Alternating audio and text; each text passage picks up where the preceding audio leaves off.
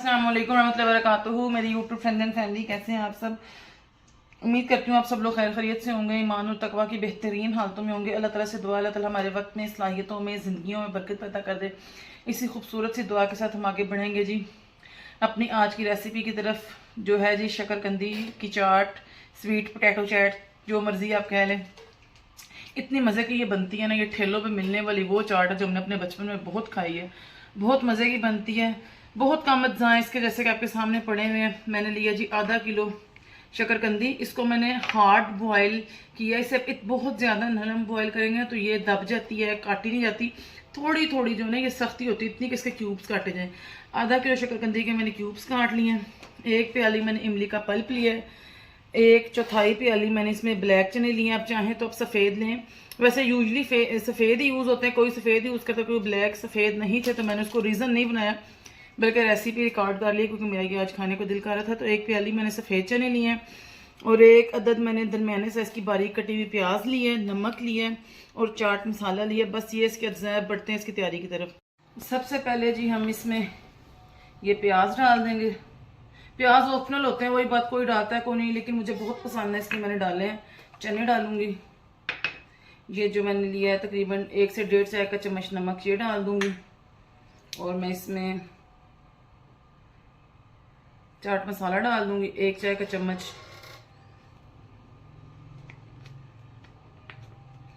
और इमली का ये पल्प डाल दूंगी।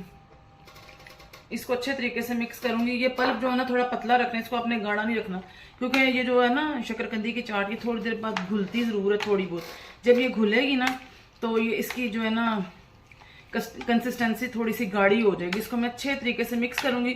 और इतनी देर में मैं आपको एक ज़बरदस्त सी ग्रीन चटनी सिखाऊंगी, जिसे आप चाहे इसी चाट के ऊपर डाल के खाएं, जिसे आप कबाबों के साथ खाएं, आप उसको सालन के साथ खाएं। और यकीन करें आप, वो चटनी ऐसी ज़बरदस्त और टेस्टी बनती है।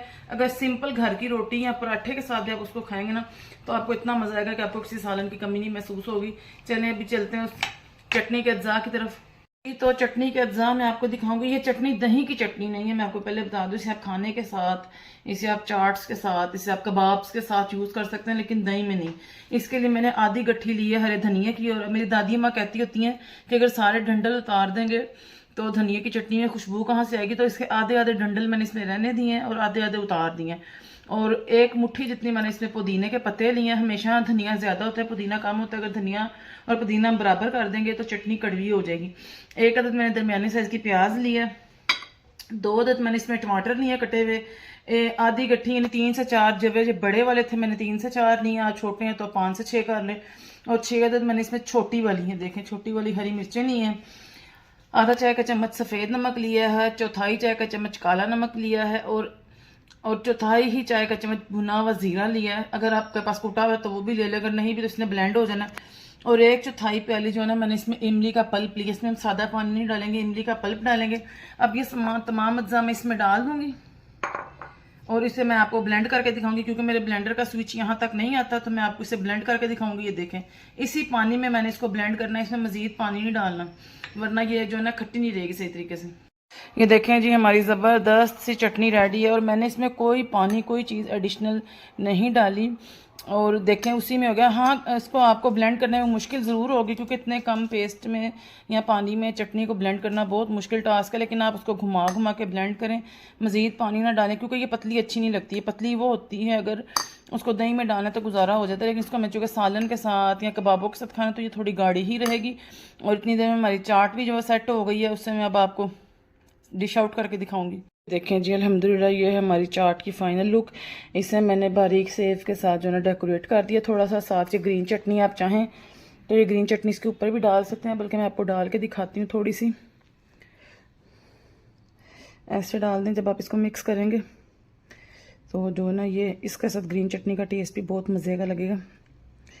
उम्मीद करती हूँ आपको मेरी ये रेसिपी पसंद आएगी। यकीन कर आप एक दफ़ा इसको खाएंगे ना, आप ठेलों पे खाने वाली चाट भूल जाएंगे, इतनी टेस्टी और मज़े की बनेगी।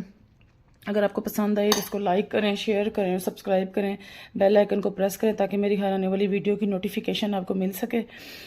इसके साथ ही आपसे इजाज़त चाहूँगी, मिलूँगी नई रेसिपी या नए व्लॉग के साथ। अस्सलाम वालेकुम रहमतुल्लाहि व बरकातुहू।